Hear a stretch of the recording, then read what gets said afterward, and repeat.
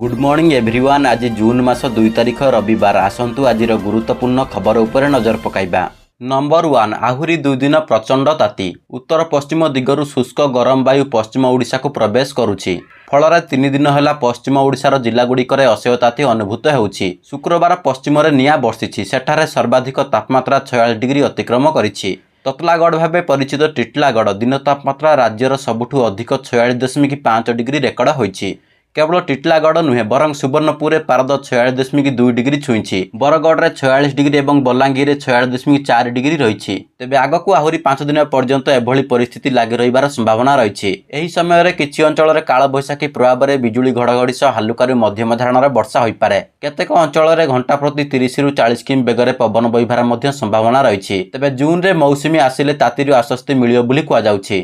परवर्ती खबर 72 टंका कम है एलपीजी सिलिंडर दाम। नुआ मासर प्रथम दिनरू साधारण जनता को एक बड़ उपहार देइछंती सरकार। 72 टंका कम मूल्य रे मिल पारिबो एलपीजी सिलिंडर। ऑयल कंपनी मानक कहवा अनुसार 19 केजी कमर्शियल सिलिंडर दाम परिवर्तन करा जायछि। कमर्शियल गैस सिलिंडर 72 टंका ह्रास होइथिबा बेले घरोई गैस मूल्य रे कोनोसी परिवर्तन होई नाही। लगातार तृतीय मासरे कमर्शियल गैस दर कम होइछि। तेबे जून 1 तारिखरू एही नुआ रेट लागू करिबा पई आईओसीएल रे वेबसाइट रे जारी करा जायछि। परवर्ती खबर लाडली आवास योजना। एही योजना हेउछि सरकारी योजना जहाँ गरीब एवं आर्थिक दृष्टि दुर्बल विभागर झियो मानंकु घर जोगाइबा पई लक्ष्य रखिछंती सरकार। एही योजना विभिन्न राज्य सरकारंका द्वारा परिचालित एवं एहार मूल उद्देश्य हेउछि झियो मानंकु सुरक्षा देबा एवं सेमानंक जीवन शैली रे उन्नति आनिबा। एही योजना अनुसार योग्य झियो मानंकु सरकारी सहायता जोगाई दिया जाउछि। एही योजना अधीन रे दिया जाइथिबा परिमाण साधारणतः 1.5 लाख ରୁ 2 लाख टंका मध्यरे रहिथाय। किंतु एही अर्थ राज्य सरकारंक योजना एवं हिताधिकारी आवश्यकता उपर निर्भर करे। एही योजनार लाभ पाइबाकू योग्य हिताधिकारी आवेदन फॉर्म पूरण करिबाकू पड़िबो। आवश्यक दस्तावेज जेपरिक आय प्रमाणपत्र, आवासिक प्रमाणपत्र एवं झियो संतानर जन्म प्रमाणपत्र आवेदन सहित संलग्न करिबाकू हेबो। आवेदन फॉर्मर जांच पर एही योजनार लाभ योग्य हिताधिकारी को दिया जाए। परवर्ती खबर +2 रिचेकिंग पाई आजिठू आवेदन 15 तारिख जाए आवेदन अवधि। उच्च माध्यमिक शिक्षा परिषद परिचालित +2 परीक्षा फल रिचेकिंग पाई आजिठारू आवेदन आरंभ होइछि। कला वाणिज्य विज्ञान और धंदामूलक वर्गर इच्छुक छात्र छात्री माने आसंता 15 तारिख पर्यंत आवेदन करिपारिबे।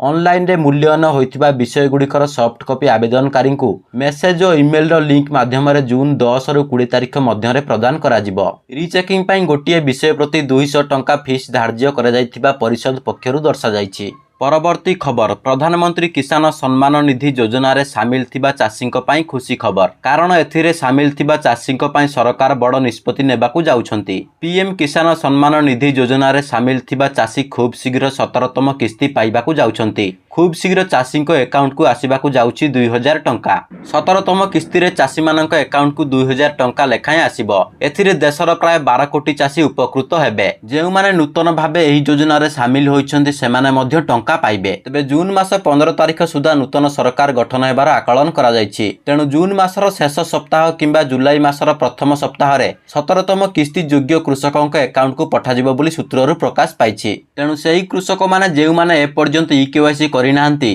सेमाने ईकेवाईसी करिबा तुरंत आवश्यक। नहले आपण एही योजना रे लाभरु वंचित हेबे। परवर्ती खबर चारिधाम यात्रा नहीं भक्तों अपेक्षा अंत 1 जून रे ऑफलाइन रजिस्ट्रेशन। चारिधाम यात्रा रे जिबाकु थिबा इच्छुक तीर्थयात्री बड़ अपडेट। केदारनाथ, बद्रीनाथ, जमुनेत्री समेत चारिधाम यात्रार ऑफलाइन तारीख आसीछि। देशर अन्य राज्यरू भक्त माने उत्तराखंड पहुंची ऑफलाइन रजिस्ट्रेशन कराई पारिबे। उत्तराखंडर सबु जिला अधिकारी सह आलोचना करिबा परे जून 1 ରୁ चारिधाम यात्रा नहीं श्रद्धालुंको सुविधा पाई ऑफलाइन रजिस्ट्रेशन आउथरे आरंभ करिबाकू निष्पत्ति निया जाइछि। तेबे चारिधाम यात्रा रे जिबा पाई ऑनलाइन बा ऑफलाइन रजिस्ट्रेशन अनिवार्य रहिछि। शनिवार सकाळ 7टारू हरिद्वार और ऋषिकेशर ऑफलाइन रजिस्ट्रेशन आरंभ होइछि। 1 जून ରୁ चारिधाम पाई हरिद्वार रे प्रतिदिन 1500 श्रद्धालु और ऋषिकेशर रे मध्य प्रतिदिन 1500 श्रद्धालु पंजीकरण करि पारिबे।